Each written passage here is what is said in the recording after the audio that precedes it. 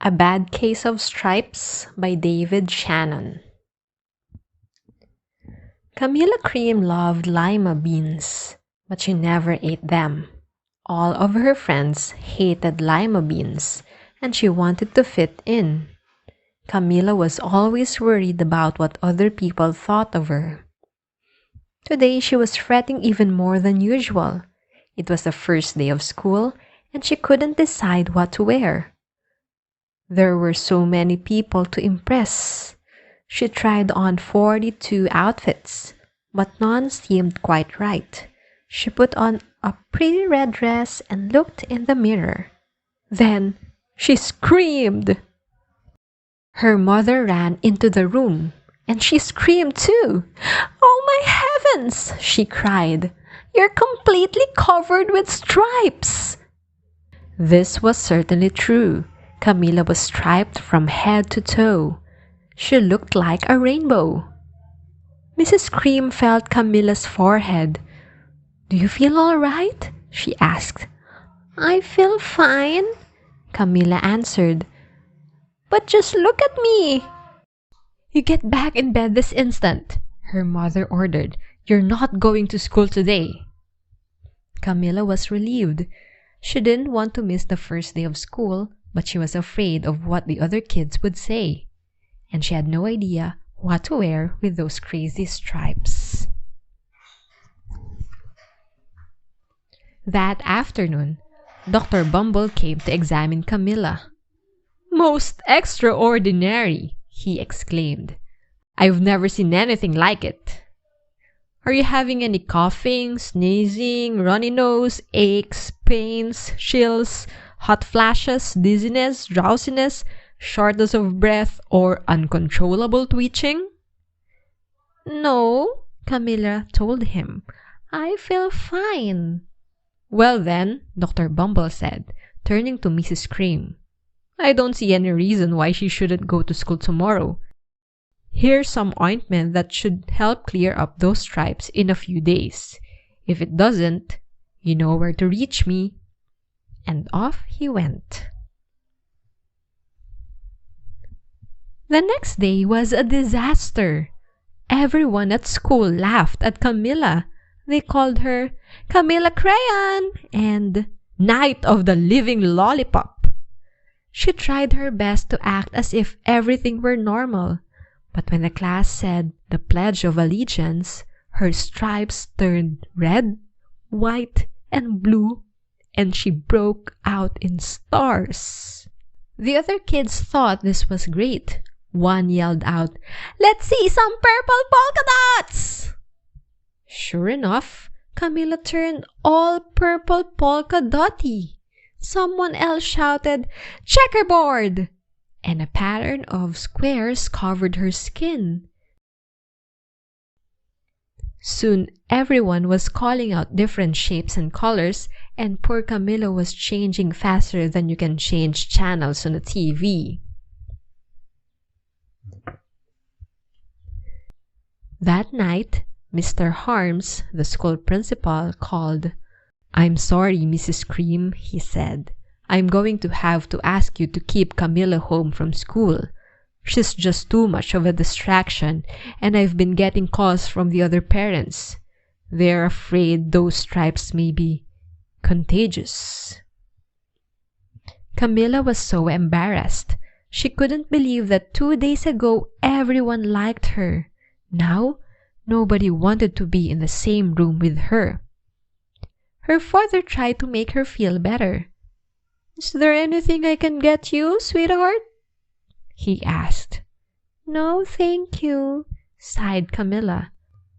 What she really wanted was a nice plate of lima beans, but she had been laughed at enough for one day. Well, yes, I see," Dr. Bumble mumbled when Mr. Cream phoned the next day. "I think I'd better bring in the specialists. We'll be right over." About an hour later, Dr. Bumble arrived with 4 people in long white coats. He introduced them to the Creams. "This is Dr. Grop, Dr. Sponge, Dr. Cricket, and Dr. Young." Then the specialists went to work on Camilla. They squeezed and jabbed, tapped and tested. It was very uncomfortable. "Well, it's not the mumps," concluded Dr. Grupp. "Or the measles," said Dr. Sponge. "Definitely not chicken pox," put in Dr. Cricket. "Or sunburn," said Dr. Young. "Try these," said the specialists. They each handed her a bottle filled with different colored pills. "Take one of each before bed," said Dr. Grupp. Then they filed out the front door, followed by Dr. Bumble. That night, Camilla took her medicine. It was awful. When she woke up the next morning, she did feel different. But when she got dressed, her clothes didn't fit right. She looked in the mirror, and there, staring back at her, was a giant, multicolored pill with her face on it. Dr. Bumble rushed over as soon as Mrs. Cream called. But this time, instead of the specialists, he brought the experts. Dr. Gerd and Mr. Mellon were the finest scientific minds in the land. Once again, Camilla was poked and prodded, looked at and listened to. The experts wrote down lots of numbers. Then they huddled together and whispered. Dr. Gerd finally spoke. "It might be a virus," he announced with authority. Suddenly, fuzzy little virus balls appeared all over Camilla. "Or possibly some form of bacteria," said Mr. Mellon. "Out popped squiggly little bacteria tails." "Or it could be a fungus," added Dr. Gerd. Instantly, Camilla was covered with different colored fungus blotches. The experts looked at Camilla, then at each other. "We need to go over these numbers again back at the lab," Dr. Gerd explained. "We'll call you when we know something." But the experts didn't have a clue, much less a cure.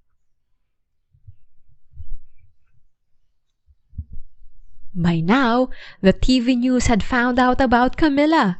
Reporters from every channel were outside her house, telling the story of the bizarre case of the incredible changing kid. Soon, a huge crowd was camped out on the front lawn.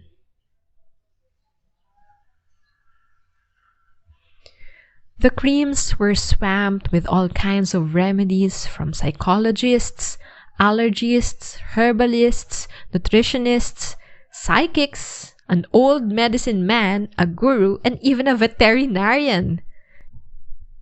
Each so-called cure only added to poor Camilla's strange appearance until it was hard to even recognize her. She sprouted roots and berries and crystals and feathers and a long furry tail. But nothing worked.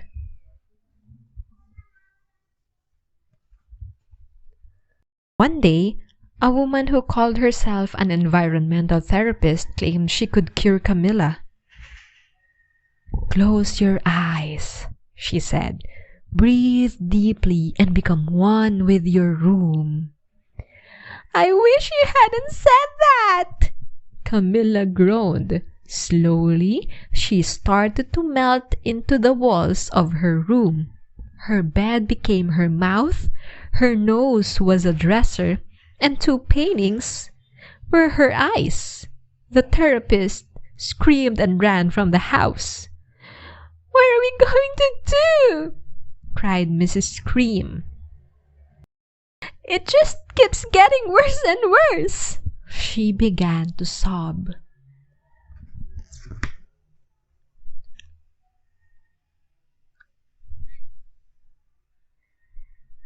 At that moment, Mr. Cream heard a quiet little knock at the front door. He opened it, and there stood an old woman who was just as plump and sweet as a strawberry. "Excuse me," she said brightly, "but I think I can help." She went into Camilla's room and looked around. "My goodness," she said with a shake of her head. "What we have here is a bad case of stripes. One of the worst I've ever seen." She pulled a container of small green beans from her bag. "Here," she said. "This might do the trick." "Are those magic beans?" asked Mrs. Cream. "Oh my, no," replied the kind old woman. "There's no such thing. They're just plain old lima beans. I'll bet you'd like some, wouldn't you?" she asked Camilla. Camilla wanted a big, heaping plateful of lima beans more than just about anything, but she was still afraid to admit it. "Yuck!" she said. "No one likes lima beans, especially me." "Oh dear," the old woman said sadly. "I guess I was wrong about you." She put the beans back in her bag and started toward the door. Camilla watched the old woman walk away. Those beans would taste so good, and being laughed at for eating them was nothing compared to what she'd been going through. She finally couldn't stand it. "Wait!" she cried. "The truth is, I really love lima beans." "I thought so," the old woman said with a smile. She took a handful of beans and popped them into Camilla's mouth. "Mmm," said Camilla. Suddenly, the branches, feathers, and squiggly tails began to disappear. Then the whole room swirled around. When it stopped, there stood Camilla, and everything was back to normal. "I'm cured!" she shouted. "Yes," said the old woman. "I knew the real you was in there somewhere." She patted Camilla on the head, then she went outside and vanished into the crowd. Afterward, Camilla wasn't quite the same. Some of the kids at school said she was weird, but she didn't care a bit. She ate all the lima beans she wanted, and she never had even a touch of stripes again.